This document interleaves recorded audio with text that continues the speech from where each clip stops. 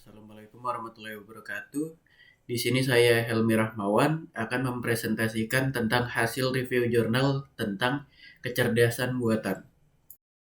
Pertama-tama, apa sih kecerdasan buatan itu? Kecerdasan buatan atau yang sering dikenal sebagai artificial intelligence merupakan simulasi proses kecerdasan manusia oleh mesin yang diprogram untuk berpikir seperti manusia dan meniru tindakan mereka. Istilah ini juga dapat diterapkan pada mesin apa saja yang menunjukkan ciri-ciri yang terkait dengan pikiran manusia, seperti pembelajaran dan pemecahan masalah.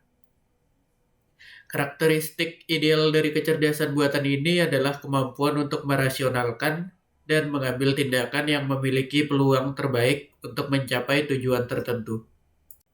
Tujuan utama dikembangkannya kecerdasan buatan ini atau artificial intelligence salah satunya yaitu untuk membuat suatu teknologi atau mesin menjadi lebih pintar sehingga akan mempermudah pekerjaan manusia. Di jurnal penelitian yang pertama ini yang berjudul Artificial Intelligence Technology in Education, Benefit, Challenge, and Strategy of Implementation mempunyai latar belakang penelitian bahwa kecerdasan buatan ini cenderung meningkat selama beberapa tahun ini. Salah satu sebab kenapa penelitian tentang kecerdasan buatan ini meningkat adalah karena keinginan orang-orang untuk menciptakan sesuatu atau bisa juga sebagai sarana orang-orang, terkhususnya para programmer, untuk mencari kepuasan dan kebahagiaan sendiri dengan membuat atau mengembangkan sistem kecerdasan buatan ini pada komunitas-komunitas programmer. Dari jurnal penelitian ini dapat disimpulkan bahwa studi ini didorong oleh kepedulian si penulis terhadap keterlibatan manusia dalam pembelajaran.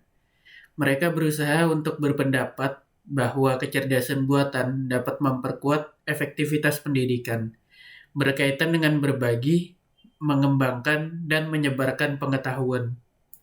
Dan pada akhir jurnal, si penulis berpendapat bahwa peran dan dampak kecerdasan buatan ini dapat meningkatkan dalam konteks pendidikan dan pembelajaran.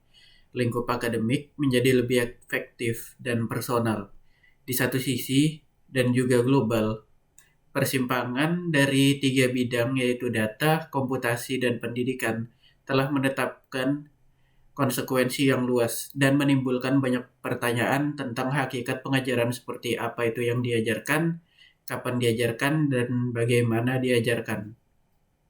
Pada jurnal penelitian kedua yang berjudul Implementation of Artificial Intelligence in the Electric Power Industry mempunyai tujuan untuk meremajakan semua sistem industri energi di Rusia yang rata-rata merupakan bekas peninggalan dari masa kejayaannya Uni Soviet.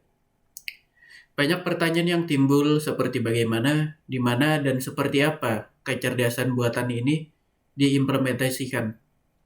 Dan kecerdasan buatan yang dimaksudkan dalam jurnal tersebut adalah mesin yang dapat belajar sendiri seperti memecahkan masalah kreatif seperti otak manusia dan tugas-tugas inventif tanpa melalui pilihan. Kesimpulan dari jurnal penelitian yang ditulis oleh Andriy Sozontov dan kawan-kawan ini adalah dengan demikian, teknologi kecerdasan buatan di Federasi Rusia memiliki prospek untuk dikembangkan. Tentu saja dana yang diperlukan sangatlah signifikan untuk mencapai hasil yang memuaskan, dan interaksi lembaga ilmiah dan universitas dengan bisnis, di mana teknologi kecerdasan buatan ini juga dapat dikembangkan dengan cepat. Dan pada jurnal yang terakhir ini yang berjudul Artificial Intelligence and Business Strategy Toward Digital Transformation, Research Agenda mempunyai latar belakang di era digital.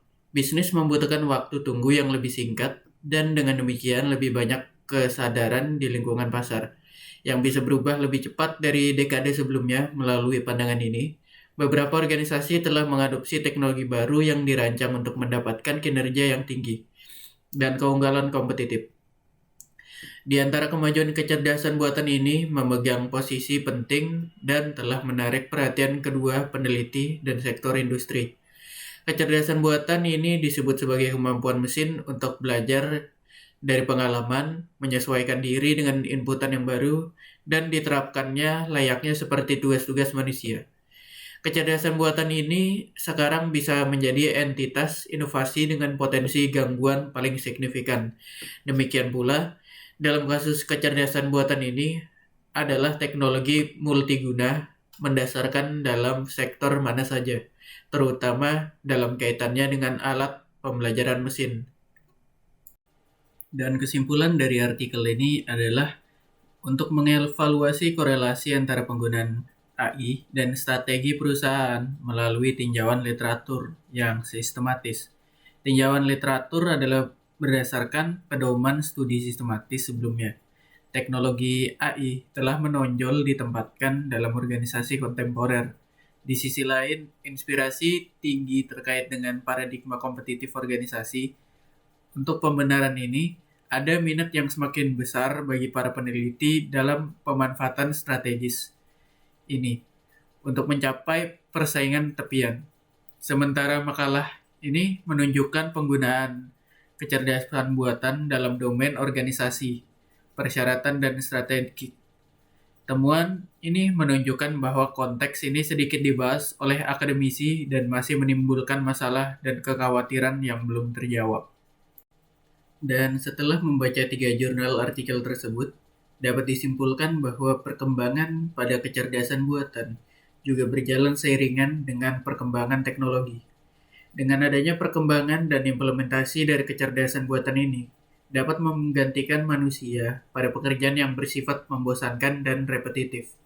Rata-rata orang mengimplementasikan kecerdasan buatan ini digunakan untuk peremajaan sistem dan pengotomatisasi pekerjaan yang bersifat repetitif. Sudah, itu saja materi yang bisa saya sampaikan. Kurang lebihnya saya minta maaf. Wassalamualaikum warahmatullahi wabarakatuh.